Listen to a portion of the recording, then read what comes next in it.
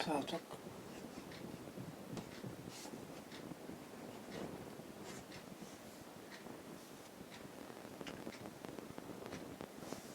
का चुनाव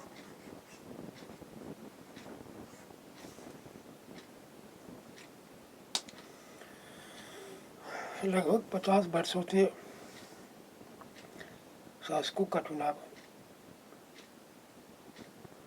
मतदान के जरिए करते आ रहे हैं,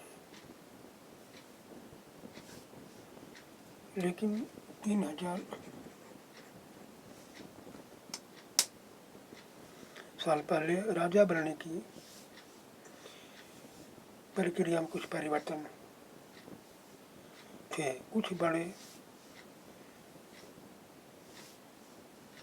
लोग बड़े बड़े यज्ञों को आयोजित कर राजा के रूप में प्रतिष्ठित हो गए। अश्वमेध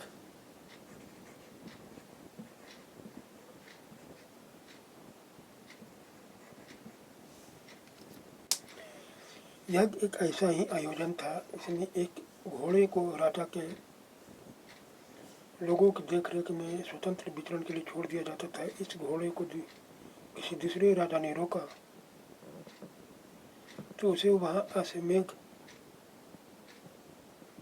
यज्ञ करने वाले राजा से लड़ाई करनी पड़ती थी। अगर उन्होंने घोड़े को जाने दिया तो इसका मतलब यह होता था कि अश्वमेध यज्ञ करने वाला राजा उनसे ज़्यादा शक्तिशाली था।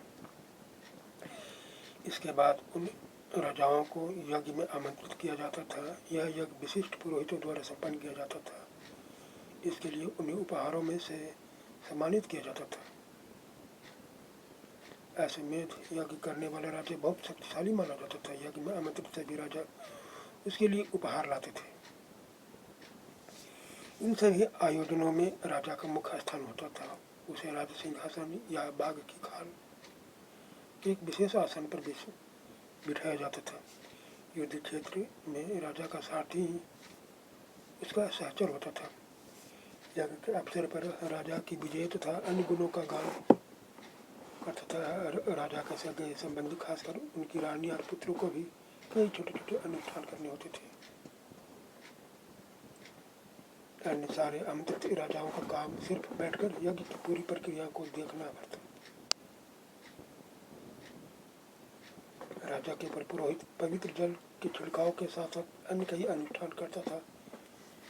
20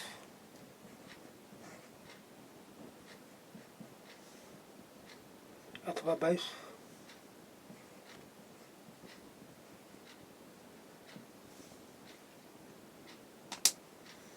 जैसे सामान लोग उपहार लाते थे। इन्हें पुरोहित शूद्र मानते थे। उन्हें कई अनुष्ठानों में शामिल नहीं किया जाता था।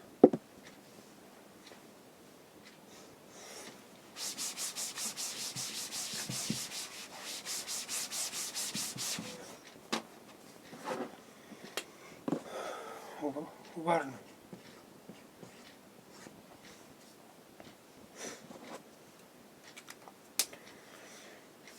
उत्तर भारत में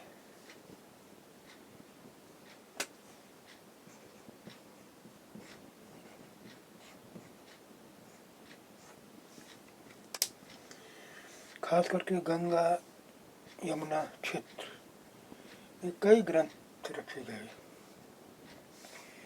ऋग्वेद के बाद रचे होने के कारण ये उत्तर वैदिक ग्रंथ कहे जाते हैं।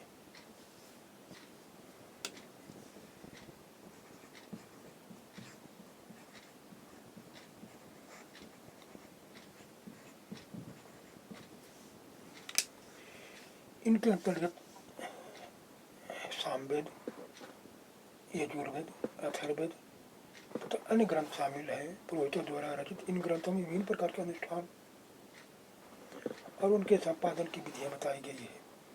इनमें सामाजिक नियमों के बारे में बताया गया है। उस समय समाज में कई समूह थे।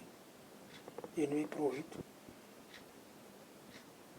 योद्धा, कृषक, पशुपालक, व्यापारी, शिल्पकार, श्रमिक,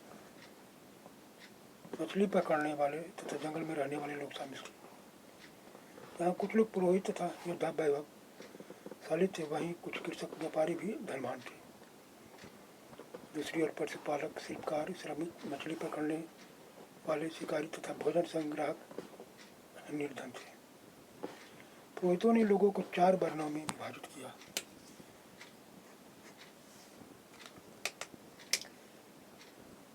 चार वर्गों में विभाजित किया, जिन्हें वर्ण